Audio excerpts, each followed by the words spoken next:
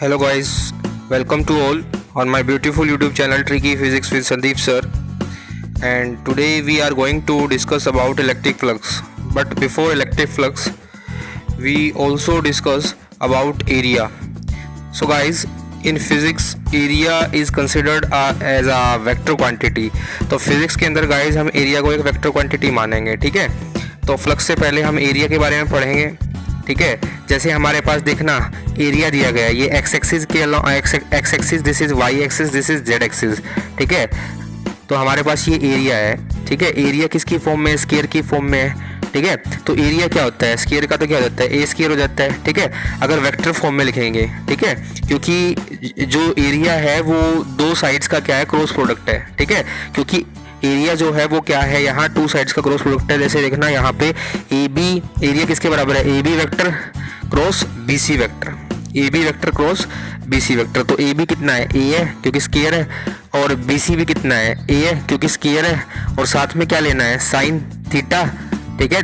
Angle तो लेंगे ना, तो साइन थीटा स्क्वायर है तो एंगल कितना 90 डिग्री, और साइन 90 की वैल्यू कितनी होती है, 1 होती है। तो जो किसके इक्वल आ जाएगा, एरिया ए स्क्वायर के इक्वल आ जाएगा, ठीक है। जो आर वेक्टर जो लिखा है हमने, A B vector cross B C vector, ठीक है, वो परपेंडिकुलर है किसके, जिस प्लेन के अंदर क्या है, ए वेक्टर और बी वेक्टर है आपका, यानी कि ए बी वेक्टर और बी सी वेक्टर है आपका, ठीक है। और जो एरिया होता है उसकी डायरेक्शन क्या होती है, direction of area is perpendicular to plane of surface, ठीक है। एरिया की जो डायरेक्शन होती है परपेंडिकुलर टू प्लेन सरफेस के परपेंडिकुलर होती है, ठीक है। तो यहाँ से हम क्या बोल सकते हैं, that is area is perpendicular to plane containing A B vector and B C vector. तो एरिया क्या होगा, यहाँ परपेंडिकुलर होगा किसके, ए बी वेक्टर और बी सी वेक्टर जिस प्लेन के अंदर है उसके। तो यहाँ देखो हम क्या लिख सकते हैं, ए स्क्वायर, डायरेक्शन लगाएं क्योंकि वेक्टर क्वांटिटी है, डायरेक्शन के लिए क्या करेंगे, एरिया ए स्क्वायर है, तो डायरेक्शन के लिए देखना यहाँ ये वाई एक्सिस और ये एक्स एक्सिस है, ठीक है। तो यहाँ जो डायरेक्शन जो दिखाएंगे किसके लिए दिखाएंगे, जेड के लिए दिखाएंगे ना, तो क्या लिखेंगे, के कैप लिखेंगे या फिर माइनस के कैप लिखेंगे, ठीक है, ठीक है गाइस, या फिर माइनस के कैप लिखेंगे। उसके बाद देखो इसमें जैसे एक क्वेश्चन दिया है, what is the area of rectangle. यहाँ देखो एक नीचे एक रेक्टेंगल दे रखा है गाइस, ठीक है। लेंथ इसकी एल है, ब्रेड्थ इसकी बी है, ठीक है। तो एरिया क्या होता है, लेंथ इंटू ब्रेड्थ जानते ही हैं, लेकिन डायरेक्शन लगानी पड़ेगी साथ में गाइस। देखो ये एक्स एक्सिस है और ये जेड एक्सिस है, तो बचा कौन है, परपेंडिकुलर किसके बचा है, ये देखो जैसे यहाँ परपेंडिकुलर किसके बचा था, जेड एक्सिस के अलाउ। तो यहाँ देखना कौन सा प्लेन किसके परपेंडिकुलर है, ये प्लेन, ठीक है, वाई के। तो वाई के अलोंग डायरेक्शन क्या होती है, जे कैप, ठीक है, या फिर माइनस जे कैप गाइस। सिमिलरली गाइस हमारे पास एक सर्कल है, उसका हमें एरिया फाइंड आउट करना है। देखना ये सर्कल है, आर इसका रेडियस है, ये एक्स एक्सिस है, ये वाई एक्सिस है और ये जेड एक्सिस है। ये किसके परपेंडिकुलर है, जेड एक्सिस वाले के परपेंडिकुलर है, ठीक है। तो एरिया क्या होता है, पाई आर स्क्वायर, और डायरेक्शन के लिए क्या देंगे, परपेंडिकुलर वाली कंपोनेंट लेंगे, के की डायरेक्शन लेंगे क्या होती है, के कैप, और माइनस के कैप भी लिख सकते हैं, ठीक है। एरिया जो होता है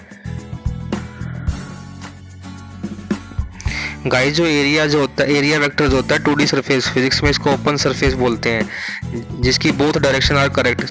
हम कोई सी भी डायरेक्शन ले सकते हैं, जैसे हमने दोनों तरफ डायरेक्शन लिए ना, ऊपर भी देखो क्वेश्चन में के कैप और माइनस के कैप लिए, पीछे जे कैप और माइनस जे कैप ली थी। तो 2D सरफेस में फिजिक्स के अंदर 2D सरफेस को हम ओपन सरफेस बोलते हैं। क्या बोलते हैं, 2D सरफेस को फिजिक्स के अंदर हम ओपन सरफेस बोलते हैं, जिसकी सारी डायरेक्शन क्या होती है, करेक्ट होती है। लेकिन अगर हम बात करें 3D सरफेस की, तो 3D सरफेस को फिजिक्स में क्लोज सरफेस बोलते हैं। 3D सरफेस को फिजिक्स में क्लोज सरफेस बोलते हैं। जैसे हमारे पास क्यूबॉइड हो गया, ठीक है, और close surface, in close surface only outward normal is consider as area vector, ठीक है। क्लोज सरफेस में जो आउटवर्ड नॉर्मल होगा, देखो एरिया वेक्टर कैसे दिखाएंगे, नॉर्मल दिखाएंगे, इस सरफेस का इसके नॉर्मल परपेंडिकुलर, इस सरफेस का इसके परपेंडिकुलर एरिया वेक्टर होगा, इस सरफेस का एरिया वेक्टर इस सरफेस के परपेंडिकुलर होगा, इस सरफेस का एरिया वेक्टर इसके परपेंडिकुलर होगा। तो फिजिक्स के अंदर ऐसे हम कंसिडर करेंगे 3D फिगर्स में, 3D सरफेसेस पे एरिया वेक्टर कैसा होगा, हमेशा आउटवर्ड नॉर्मल होगा, यानी कि परपेंडिकुलर होगा, ठीक है। और 2D सरफेस के अंदर क्या होता है, जिसको हम ओपन सरफेस बोलते हैं, सारी डायरेक्शन क्या होती है, बोथ डायरेक्शन आर करेक्ट होती है। लेकिन 3D सरफेस को हम क्लोज सरफेस बोलते हैं, एरिया वेक्टर परपेंडिकुलर होता है या नॉर्मल होता है सरफेस के ऊपर, ठीक है गाइस। अब जिसका हमें था इंतजार, इलेक्ट्रिक फ्लक्स फाई से नोट करते हैं, और ई लगाया है इलेक्ट्रिक के लिए, इलेक्ट्रिक फ्लक्स बोलते हैं फाई ई, ठीक है। इलेक्ट्रिक फ्लक्स क्या है, the number of electric field lines passing perpendicular to this plane surface, किसी सरफेस के अंदर से जितनी फील्ड लाइंस पास हो जाए परपेंडिकुलरली उसको हम क्या बोलते हैं, इलेक्ट्रिक फ्लक्स बोलते हैं गाइज। और सीधे सीधे सरल भाषा में बोलूँ तो इलेक्ट्रिक फ्लक्स क्या होता है गाइज, इलेक्ट्रिक फ्लक्स होता है किसी भी सरफेस के अंदर से कितनी इलेक्ट्रिक फील्ड लाइंस जो है परपेंडिकुलरली पास हो जाती है उसको बोलते हैं इलेक्ट्रिक फ्लक्स। ठीक है, यहाँ देखना हमारे पास दो सरफेस है, इसके अंदर से दो इलेक्ट्रिक फील्ड लाइन पास हो रही है, इसके अंदर से तीन इलेक्ट्रिक फील्ड लाइन पास हो रही है। ठीक है, तो मैंने फाई दिखा रखा है, फाई की वैल्यू यहाँ देखना, दो इलेक्ट्रिक फील्ड लाइन पास हो रही है, यहाँ तीन इलेक्ट्रिक फील्ड लाइन पास हो रही है। तो जितना ज़्यादा इलेक्ट्रिक फील्ड बढ़ेगा उतना ज़्यादा फील्ड इंटेंसिटी बढ़ेगी, फील्ड डेंसिटी बढ़ेगी, सॉरी इंटेंसिटी नहीं डेंसिटी बढ़ेगी। ठीक है, तो इसका मतलब जितना ज़्यादा फील्ड उतना ज़्यादा फ्लक्स, जितना ज़्यादा फ्लक्स उतना ज़्यादा फील्ड। तो flux is directly proportional to field होगा, इलेक्ट्रिक फील्ड होगा। जितना ज़्यादा इलेक्ट्रिक फील्ड लाइन्स होंगी, जितनी ज़्यादा फील्ड लाइन उतना ज़्यादा फ्लक्स।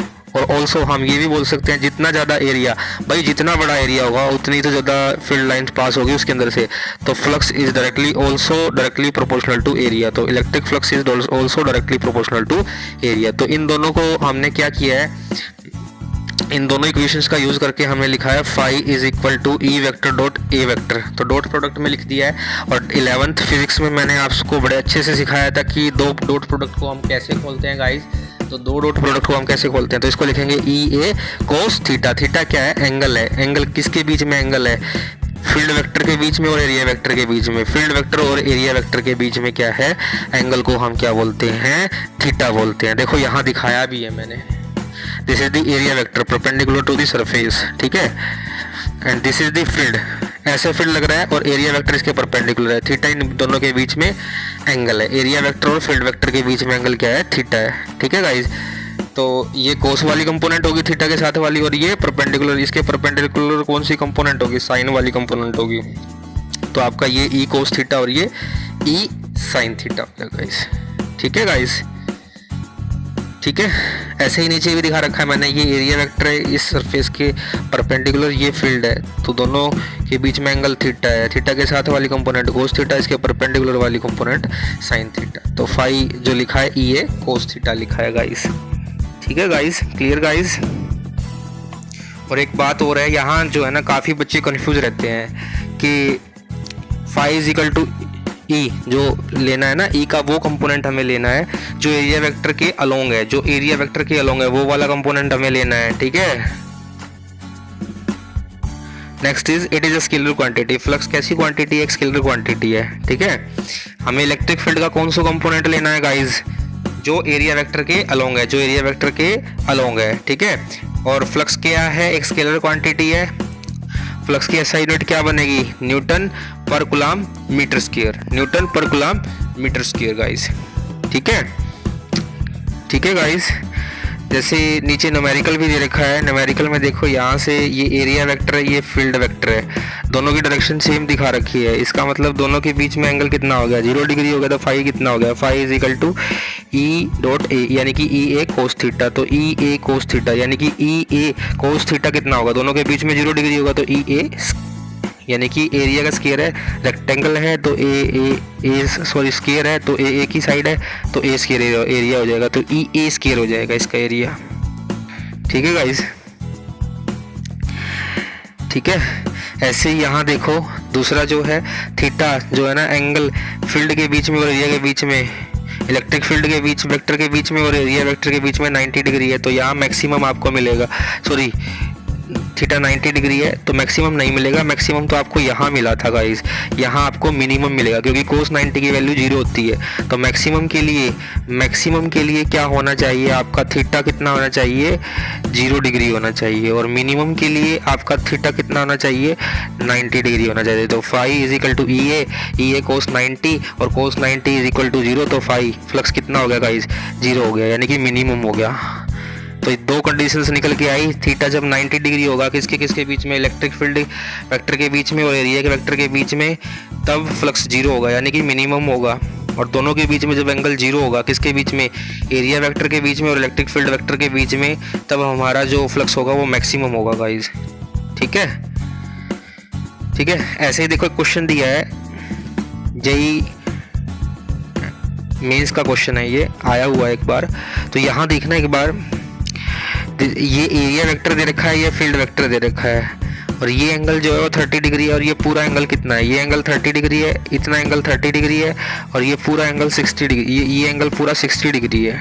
ठीक है गाइज, तो यहाँ पे फ्लक्स पूछ रखा है आपसे, और वो ऊपर वाली बात जो मैंने बोली थी ना, इलेक्ट्रिक फील्ड का वो कंपोनेंट लेना है जो एरिया वेक्टर के अलोंग हो, जो एरिया वेक्टर के अलोंग हो। अब देखना यहाँ कौन सा लोगे आपको यहाँ क्या लेना है। तो यहाँ आप कई बच्चे ये करेंगे, यहाँ क्या कई बच्चे क्या करने वाले हैं, phi is equal to E vector dot A vector बताया था सर ने। तो हम क्या करेंगे, ई इंटू सर्किल है तो पाई आर स्क्वायर एरिया होगा, तो थीटा ले लेंगे 30 डिग्री। तो ये तो गलत हो जाएगा बाबा, ये तो गलत हो जाएगा। तो 30 डिग्री आपको नहीं लेना है, 30 डिग्री नहीं लेना है। थीटा का वो इलेक्ट्रिक फील्ड का वो कंपोनेंट लेना है जो एरिया वेक्टर के अलोंग है। तो एरिया वेक्टर के अलोंग तो 60 डिग्री है, एरिया वेक्टर के अलोंग तो 60 डिग्री है, तो एरिया वेक्टर के अलोंग 60 डिग्री है। तो हम कौन सा लेंगे, तो फाई ई हमारे पास क्या हो जाएगा, E vector dot A vector E pi r square cos 60 हो जाएगा, और कोस 60 की वैल्यू होती है 1/2। ये तरीके से आपको क्वेश्चन को करना है, इस तरीके से नहीं करना है, ये रॉन्ग हो जाएगा। ठीक है।